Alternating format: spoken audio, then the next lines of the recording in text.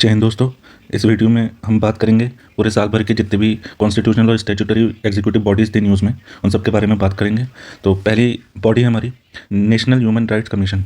तो इसके बारे में एक न्यूज़ है, देखते हैं कि United Nation linked Global Alliance of National Human Rights Institutions deferred accreditation of NHRCI National Human Rights Commission of India for the second year in a row. ये कहना चाह रहे हैं कि ये जो संस्था है GANHRI, इसने इंडिया का जो NHRC जो कमीशन है जो कि ह्यूमन राइट्स को देखता है, इसने इसकी जो रिकॉग्निशन है NHRC की, इसे फ़िलहाल के लिए सस्पेंड कर दिया है। ठीक है, तो ये जो है पेरिस प्रिंसिपल पे बेस्ड एक इंस्टीट्यूशन बनाया गया था जिसमें ह्यूमन राइट्स की बात की गई थी। तो इन्होंने इंडिया के NHRC को इसकी जो रिकॉग्निशन थी इस बॉडी के अंदर उसे सस्पेंड कर दिया फ़िलहाल के लिए, और ऐसा इन्होंने दूसरे साल किया है। 2017 से 2022 तक 5 साल के लिए इसकी सदस्य होती है। अब 2023 में इंडिया को नहीं रखा और 2024 में भी इंडिया को बाहर रखा इस सदस्यता से। तो इंडिया के NHRC के बारे में जान लेते हैं। इंडिया का NHRC जो है उसे ए स्टेटस मिला था 1999 में, और इसने जो ये संस्था ज्वाइन की थी वो 1993 में ज्वाइन की थी इंडिया ने, और ए स्टेटस इसे 1999 में मिल चुका था। और इसमें 2 तरीके के स्टेटस मिलते हैं, एक ए ग्रुप और एक बी ग्रुप। ये कंट्रीज़ को इन ग्रुप में डाला जाता है, तो इंडिया को ए ग्रुप में डाला गया था। इसमें वोटिंग राइट का अधिकार होता है ए ग्रुप वालों को, बी वालों को सिर्फ मीटिंग्स वगैरह अटेंड करने का राइट होता है, उसमें उन लोगों को वोटिंग राइट नहीं मिलता है। इन्होंने इंडिया को क्यों सस्पेंड कर दिया अपनी संस्था से? क्योंकि ये बोल रहे हैं कि लैक ऑफ डाइवर्सिटी है इन स्टाफ में, लीडरशिप में, और इनसफिशिएंट है NHRC to protect the rights of marginal group. तो इन्होंने बोला है NHRC इंडिया की जो नेशनल ह्यूमन राइट कमीशन है वो ठीक से मार्जिनलाइज ग्रुप की देखरेख नहीं कर रहा है, उनके राइट्स को प्रोटेक्ट नहीं कर रहा है। इसके बारे में हम जान लेते हैं global alliance for national human right institution के बारे में। इसका हेडक्वार्टर जो है जिनेवा स्विट्जरलैंड में है, और ये इस्टेब्लिश जो हुआ था वो 1993 में हुआ था for promoting and protection of human rights को प्रमोट करने के लिए, उनके प्रोटेक्शन के लिए इसे बनाया गया था। इसमें 120 कंट्रीज़ हैं जिसमें इंडिया इसका पार्ट है, और एक इनमें होती है सब कमेटी ऑन एक्रीडिटेशन। ये जो है रिकग्नाइज़ करती हैं किस किस कंट्रीज़ को इस इंस्टीट्यूशन के अंदर मेंबर बनाना है और किसे नहीं बनाना है। तो इसे ये जो SCA है इसी ने ही इंडिया को बाहर निकाला है अपनी संस्था से। तो NHRC का हेडक्वार्टर जो है वो न्यू दिल्ली में है। ये स्टैट्यूटरी बॉडी है और ये इस एक्ट के तहत बना है, protection of human rights act 1993, जो कि इस पेरिस प्रिंसिपल के तहत हम सिग्नेटरी थे, इंडिया सिग्नेटरी था, और उसे एक तरीके से उसे फोर्स में लाने के लिए इंडिया ने ये एक्ट पास किया 2006 में, फिर 2019 में इसमें अमेंड किया गया।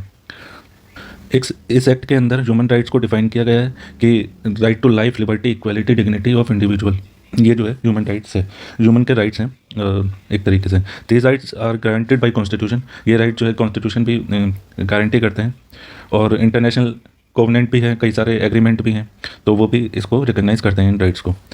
इसका चेयरमैन और मेंबर होते हैं इस कमीशन के अंदर, जो कि प्रेसिडेंट अपॉइंट करते हैं ऑन रिकमेंडेशन ऑफ कमेटी। उस कमेटी को हेड करते हैं प्राइम मिनिस्टर, और उसमें कौन कौन मेंबर होते हैं? Speaker of Lok Sabha, minister of home affair, leader of opposition in Lok Sabha and Rajya Sabha, और डिप्यूटी चेयरमैन ऑफ राज्यसभा।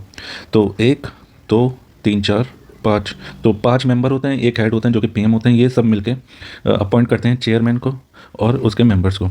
इनका जो टर्म होता है वो 3 साल के लिए होता है, या फिर 70 साल, जो भी पहले हो जाए वो उसे माना जाएगा। या तो 3 साल पहले होगा या 70 साल उनकी एज होगी, तो जो भी सबसे पहले होगा उसके बाद वो रिटायर हो जाएंगे। चेयरपर्सन और मेंबर दोनों एलिजिबल हैं रीअपॉइंटमेंट के लिए, दोनों फिर से अपॉइंट हो सकते हैं। ये जो इनका रिमूवल का प्रोसेस है ये प्रेसिडेंट डिसाइड करेंगे ऑन द ग्राउंड ऑफ कि अगर इन्होंने कोई मिसबिहेवियर किया है, या फिर ये उस लायक नहीं है, उस पोस्ट के लायक नहीं है, इनकैपेसिटी या मिसबिहेवियर के बेसिस पे सुप्रीम कोर्ट डिसाइड करेंगे कि ये मिसबिहेवियर इन्होंने किया है या इनकैपेसिटी है इनकी। तो ये डिसाइड करेगा सुप्रीम कोर्ट फिर रिकमेंड करेगा प्रेसिडेंट को, तो प्रेसिडेंट फिर उस पर डिसीजन लेगा। अब इनके पावर क्या क्या होती है NHRC की, कि ये civil court civil suit file कर सकते हैं under code of civil procedure 1908, और ह्यूमन राइट्स को किसी भी इंडिविजुअल के बचा सकते हैं।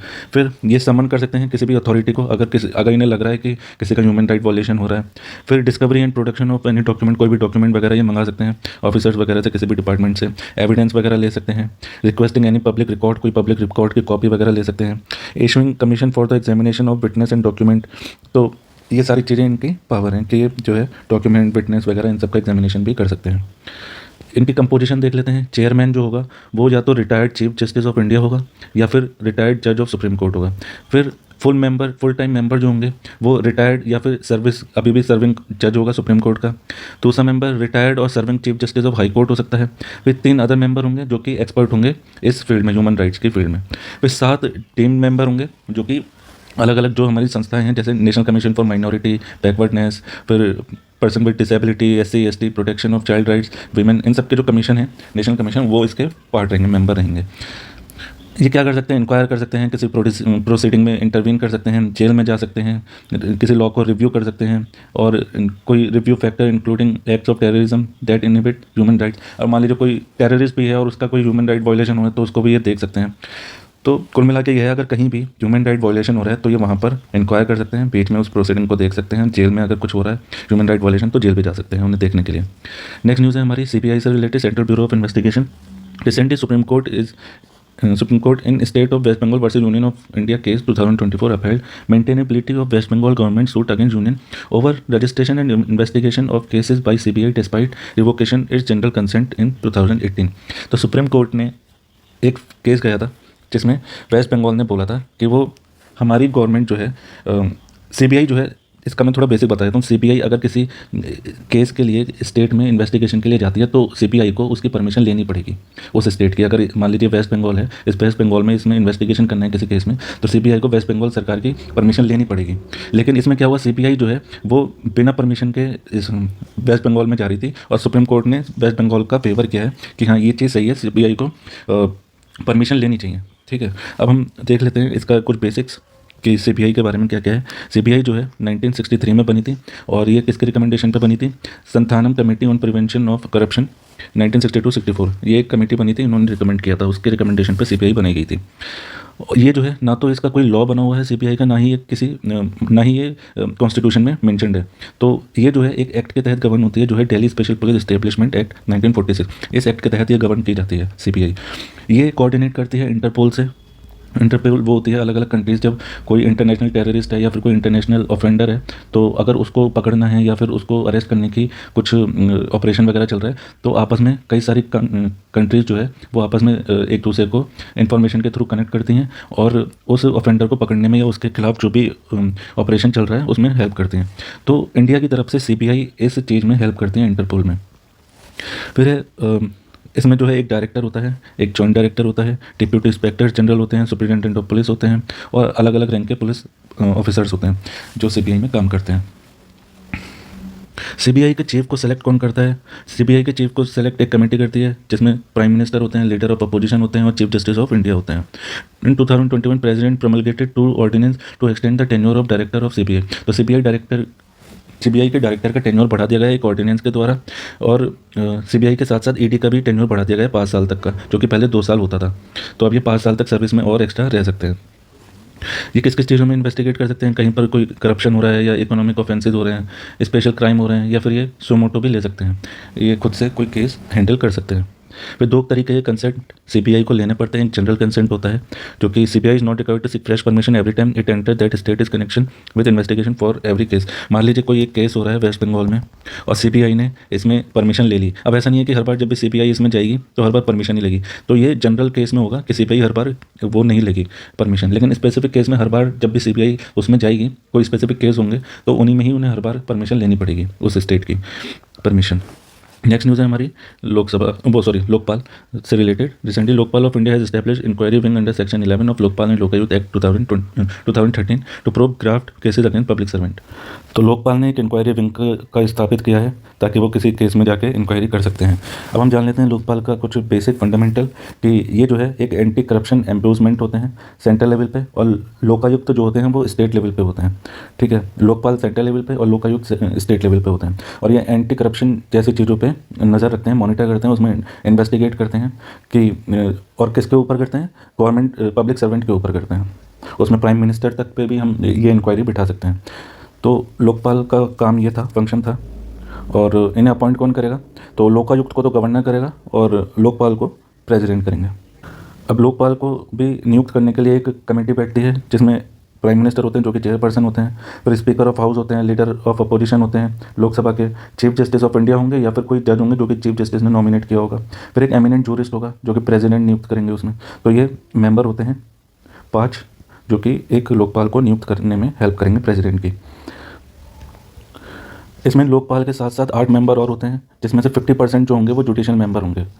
और सबसे पहले जो लोकपाल हमारे देश के थे वो थे जस्टिस पिनाकी चंद्र घोष 2019 में, और करंटली हमारे लोकपाल हैं AM खानविलकर। इनका टर्म जो है वो 5 साल के लिए होता है या फिर 70 ईयर्स के लिए होता है, जो भी जल्दी हो जाए उसके बाद वो रिटायर हो जाएंगे। जो चेयरमैन और मेंबर होंगे वो दोबारा से नियुक्त नहीं हो सकते। चेयरमैन दोबारा चेयरमैन की पोजीशन पर नहीं जा सकते, और जो मेंबर हैं वो दोबारा से मेंबर नियुक्त नहीं हो सकते, लेकिन मेंबर जो हैं वो चेयरमैन की पोजीशन पर नियुक्त हो सकते हैं।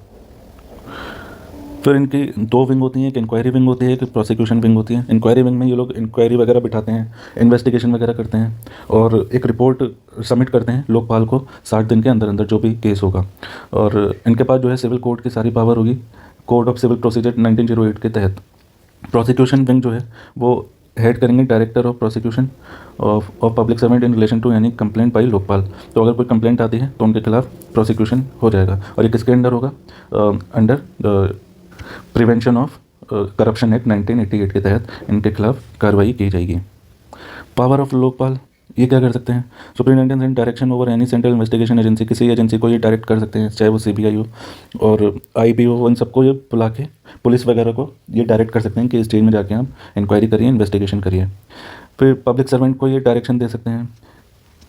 Power under civil procedure code for conducting preliminary inquiry investigation, ये सारी चीज़ें जो है इंक्वायरी वगैरह की इनके पास पावर होते हैं। नेक्स्ट न्यूज़ पर चलते हैं हम। National commission for backward classes, इसे जो है ये पहले इसे कॉन्स्टिट्यूशनल बॉडी का दर्जा नहीं मिला हुआ था। इसे 2018 में जाके 102nd कॉन्स्टिट्यूशन अमेंडमेंट के तहत इसे कॉन्स्टिट्यूशनल बॉडी का दर्जा दिया गया था, और एक आर्टिकल ऐड किया गया था 338B। ये आर्टिकल के तहत national commission for backward classes को कॉन्स्टिट्यूशनल बॉडी माना गया था। तो स्टेट और यूनियन दोनों national commission for backward classes से कंसल्ट करेंगी अगर बैकवर्ड OBCs के लिए कोई भी पॉलिसीज़ बनती है या फिर उनके राइट्स का कुछ भी हनन वगैरह हो रहा है, तो उससे पहले कोई भी पॉलिसी बनेगी तो इन लोगों से पूछा जाएगा। National commission for backward classes, इसमें कौन कौन होते हैं? इसमें चेयरमैन होते हैं, वाइस चेयरमैन होते हैं और 3 अदर मेंबर्स होते हैं जो कि प्रेसिडेंट अपॉइंट करते हैं। इनके पास पावर होती है पावर ऑफ सिविल कोर्ट, ये इन्वेस्टिगेट कर सकते हैं, इंक्वायर कर सकते हैं, एडवाइस कर सकते हैं किसी भी पॉलिसी में, या फिर अगर ये किसी लॉ को रिव्यू करे तो उसमें भी एडवाइस दे सकते हैं। और कोई भी अगर प्रेसिडेंट कुछ भी काम बताता है OBC से रिलेटेड तो ये उसमें भी अपनी सजेशन एडवाइस दे सकते हैं। एक एनुअल रिपोर्ट देंगे ये प्रेसिडेंट को, फिर प्रेसिडेंट जाके पार्लियामेंट में उस रिपोर्ट को एक तरीके से सबमिट करेंगे, और एक इंडिया के सामने ये रिपोर्ट आएगी कि नेशनल कमीशन किस तरीके से काम कर रहा है, OBC किस हालत में है, क्या उनका फ़ायदा हो रहा है नहीं हो रहा है, वो प्रोग्रेस कर रहे हैं नहीं कर रहे हैं, उस रिपोर्ट से सब पता चल जाता है। नेक्स्ट न्यूज़ है हमारी National commission for Scheduled Caste. तो दिल्ली हाई कोर्ट ने यह बोला है National commission for Scheduled Caste is not empowered to investigate और issue any direction in nature of civil और क्रिमिनल कोर्ट। तो किसी भी ऐसे केस में ये लोग इन्वेस्टिगेट या कोई डायरेक्शन नहीं दे सकते जो कि सिविल और क्रिमिनल, मतलब इनके पास ऐसी कोई पावर नहीं है, ऐसा दिल्ली हाई कोर्ट ने बोला है कि ये कोई ना तो इन्वेस्टिगेट कर सकते हैं ना किसी को डायरेक्शन दे सकते हैं। तो इसी से रिलेटेड हम जान लेते हैं national commission for Scheduled cast क्या है। ये कॉन्स्टिट्यूशनल बॉडी है अंडर आर्टिकल 338। इसमें चेयरमैन होते हैं, वाइस चेयरमैन होते हैं, 3 अदर मेंबर होते हैं जो कि अपॉइंट करते हैं प्रेसिडेंट। 3 साल का इनका टर्म होता है और 2 टर्म के बाद ये दोबारा नियुक्त नहीं हो सकते। ये इन्वेस्टिगेट कर सकते हैं, मॉनिटर कर सकते हैं, और ऐसे जो शेड्यूल कास्ट है उनका जो राइट्स है और उनका जो लीगल सेफ गार्ड्स हैं उनको देखते हैं कि कहीं उनके राइट्स का हनन तो नहीं हो रहा है किसी लॉ के थ्रू, या कोई इंडिविजुअल या कोई गवर्नमेंट सर्वेंट है वो कहीं इनके राइट्स को वायलेट तो नहीं कर रहा है। इंक्वायर कर सकते हैं ये पर्टिकुलर कंप्लेंट किसी की अगर आई है तो, और उसको फिर सेफ गार्ड करेंगे। नेक्स्ट न्यूज़ है हमारी UPSC से related. UPSC chairman resign 5 years before expiration of his term. 5 साल पहले ही UPSC चेयरमैन ने अपना रिटायरमेंट घोषित कर दिया, और UPSC जो है वो आर्टिकल 315 के अंदर दिया हुआ है कॉन्स्टिट्यूशन के, और जो कि वो कहता है कि public service commission for union and public service commission for state होनी चाहिए, आर्टिकल 315 बोलता है। 316 के अंदर दिखता है कि चेयरमैन जो है प्रेसिडेंट नियुक्त करेंगे, इनका टर्म 6 साल या 65 साल एज तक होगा, और इनकी एलिजिबिलिटी क्या होगी कि इन्होंने कम से कम 10 साल सेंटर में या स्टेट में काम किया हो। ही और she is ineligible for further employment. ये दोबारा से किसी गवर्नमेंट सेंटर या स्टेट गवर्नमेंट में दोबारा से किसी भी डिपार्टमेंट में नियुक्त नहीं हो सकते। इनको रिमूव कौन करेगा? प्रेसिडेंट करेगा। कैसे करेगा? सुप्रीम कोर्ट में ये प्रूव किया जाएगा कि ये इंसॉल्वेंट है और ये अपनी ड्यूटी ठीक से नहीं कर पा रहे हैं, ये मेंटली इल हैं या फिर इनकैपेसिटी है। तो इन बेसिस पे सुप्रीम कोर्ट ये प्रूव करेगा, फिर सुप्रीम कोर्ट रिकमेंड करेगा प्रेसिडेंट को, प्रेसिडेंट फिर रिमूव कर देगा चेयरमैन को। फिर नेक्स्ट न्यूज़ है हमारी स्टेट फाइनेंस कमीशन से। Kerala cabinet clear proposal to constitute 7th state finance commission. तो केरला जो है 7वीं अपनी स्टेट फाइनेंस कमीशन बनाने जा रहा है। स्टेट फाइनेंस कमीशन जो है आर्टिकल 243 I में मेंशनड है, और ये एम्पावर्ड करता है गवर्नर को कि वो स्टेट फाइनेंस कमीशन हर 5 साल में बनाए। और article 243 I introduce by 73rd constitutional amendment act 1992। तो ये 73rd कॉन्स्टिट्यूशनल अमेंडमेंट एक्ट के तहत आया था, आर्टिकल को इसको इंसर्ट किया गया था। It reviews financial position of panchayat, financial की हालत क्या है फाइनेंशियली, उसको ये रिव्यू करता है। डिस्ट्रीब्यूटेड, ये बताता है किस तरीके से स्टेट की पंचायत और म्यूनसिपैलिटीज़ को पैसा बांटा जाए, टैक्स कैसे डिटरमाइन किया जाए पंचायत में, और कितनी ग्रांट एड इन पंचायत को देनी चाहिए। यही बात म्यूनसिपैलिटी के लिए स्टेट फाइनेंस कमीशन बोलता है। नेक्स्ट न्यूज़ है हमारी सेंट्रल विजिलेंस कमीशन से रिलेटेड। तो central vigilance commission in its annual report 2023 highlighted ministry of department sector wise corruption complaint receive and dispose against public official. तो उन्होंने एक रिपोर्ट निकाली है जिसमें बोला है कि इतनी कंप्लेंट्स आई थी, इतनों का रिजोल्यूशन हो गया, ये सारी इन्होंने अपनी रिपोर्ट में बताया अलग अलग डेटा। तो सेंट्रल विजिलेंस कमीशन के बारे में पढ़ लेते हैं। सीवीसी ये एक स्टैट्यूटरी बॉडी है। ये सीवीसी एक्ट 2003 के तहत बनाई गई थी 1964 में, established in 1964 through resolution of Government of India on recommendation of K.